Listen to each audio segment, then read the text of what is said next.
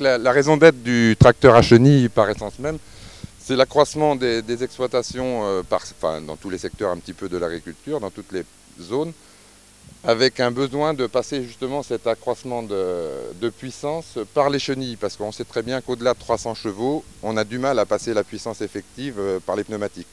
En fait, ça c'est dû à une chose, il faut pour ça avoir des chenilles extrêmement bien suspendues pour avoir un contact tout le temps très intime avec le sol, avec une pression pas très importante pour respecter la structure des sols. Et je pense qu'on est parvenu à ce résultat-là avec le Challenger, notamment le 765C. On est à 430 grammes à peu près au centimètre carré pour un poids pouvant aller jusqu'à 17 tonnes. Et si on fait un comparatif par rapport à un tracteur jumelé des 4 roues, on va être à un peu plus de 600 grammes. Avec surtout le problème de ne pas pouvoir passer souvent la puissance totale. Si on prend par exemple le tracteur de M. Lucas, il est fréquent, ce que vous me disiez l'autre jour, sur ce type de terrain, d'arriver à des taux de patinage de l'ordre de 10-15%. Et nous, on va être à 4-5% grand maximum. La différence de taux de patinage, c'est un calcul purement mathématique, mais si on prend sur 1000 heures de travail effectif, à raison entre 15% de taux de patinage sur un tracteur conventionnel à pneus, et le mien qui va être à 4-5, on prend mettons 5%, sur 1000 heures, il va y avoir 100 heures où le tracteur à pneus est resté sur place. En consommation, on va être à peu près à la même chose qu'un 350 chevaux, puisque c'est la puissance de ce tracteur-là. Mais sauf que par la différence de taux de patinage, on va arriver à une économie. Les 100 heures que vous êtes resté sur place, si on fait par exemple sur la main-d'œuvre à 28 €, on va être à 2800 € déjà d'économie. Ça, c'est imparable. Alors ça, c'est possible parce que les chenilles sont suspendues de façon transversale. On a une latitude jusqu'à 8% d'oscillation. Et en plus, les chenilles sont suspendues sur les galets intermédiaires. Là, on le voit bien, les deux galets de devant sont sur balancier et le dernier est sur cylindre bloc. Donc on le voit plus de l'autre côté où il y a un petit caillou, on voit bien que ça suit toujours le sol. Donc ce qui évite le patinage également, il faut toujours que les bêches soient ancrées au sol. Et ça, c'est possible par le poids de l'appareil. On est sur procédé intégral Cater, enfin chenille Cater, boîte Cater, pont moteur Cater. Là, on est sur une base de un petit peu plus de 200 kg de pression au centimètre carré là, sur la roue de tension. Si bien qu'il y a pratiquement plus de patinage, avec très peu d'agressivité sur l'intérieur de la chenille, puisqu'on est sur roue caoutchoutée. Donc il n'y a plus d'agressivité comme peut y avoir sur certaines chenilles, où c'est carrément des arbres ferrailles qui viennent attaquer l'intérieur. 3 galets à l'arrière, il est sur cylindre bloc. Et sur le 800, on passe avec 4 galets, auquel cas ils sont tous les 4 sur balancier. D'accord. Et ça, on le voit vraiment quand on est en coupe transversale sur le terrain.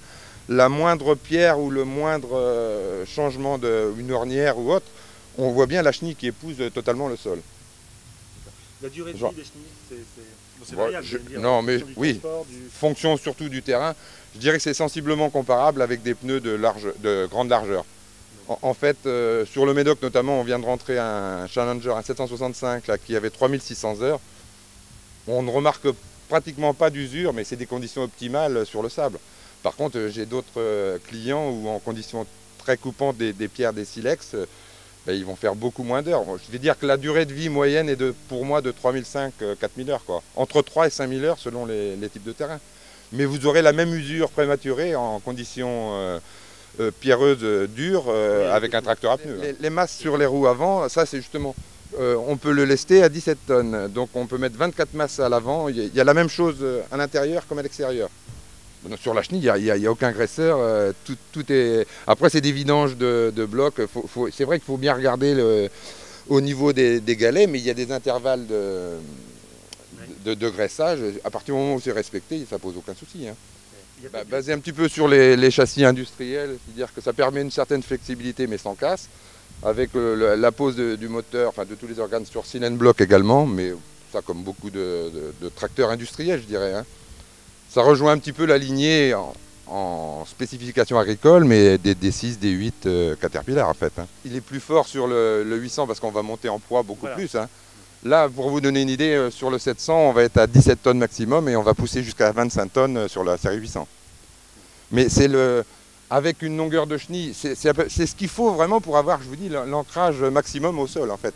Si on arrive à très peu de patinage, c'est parce qu'on a un rapport poids-puissance qui est excellent. On est à 2,40 m de longueur de chenille au contact du sol en permanence. Par la largeur, on finit à 2 mètres, je crois que c'est 2 mètres carrés 70 complètement au sol en permanence. C'est ce qui fait qu'on a peu de patinage en fait. En moteur, donc on est sur le C9 Cater. C'est le 8,8 litres qui développe ici en 320 chevaux nominal et 350 chevaux en puissance, en accroissement de puissance, mais sans arrêt, quoi, on va dire, à 1800 tours minute.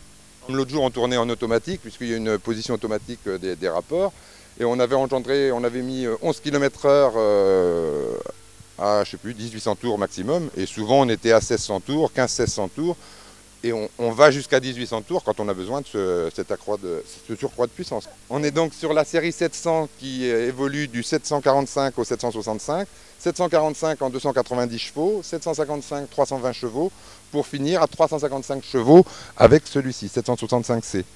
Au-delà, quand on a besoin de plus de puissance, on passe avec la série 800, qui est en 15 litres, qui démarre à 430 chevaux, pour finir à 590 chevaux en 18 litres. C'est le C18 Cater. On voit une très bonne accessibilité à tous les organes moteurs, le nettoyage des radiateurs notamment. On va dire, la particularité, c'est vraiment un outil qui a été conçu pour avoir ce qui change énormément à l'intérieur, mais les gens du TP, ça sont habitués. On n'a pas d'accélérateur, c'est un décélérateur en fait. Et ça trouble beaucoup les gens au départ, mais on s'y fait très très vite.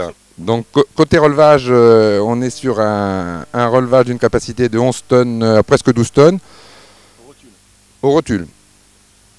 Avec 5 distributeurs possibles, on a 2 retours libres, un gros et un plus petit, sachant que c'est vrai que c'est un outil plus de tir, mais qui fonctionne très bien du reste en préparation de terre avec type herse rotative ou autre sans problème, mais c'est vrai que là on a un Terrano ancien modèle, c'est vrai que c'est là où il s'exprime le mieux en fait. On n'a pas parlé de la transmission, on est sur une boîte PowerShift, 16 rapports avant, 4 arrière, avec possibilité d'engendrer des rapports, de prévoir des rapports à tourner sur le terrain en automatique, auquel cas après il se gère tout seul. Ça reste une PowerShift, mais avec une gestion possible des rapports en automatique.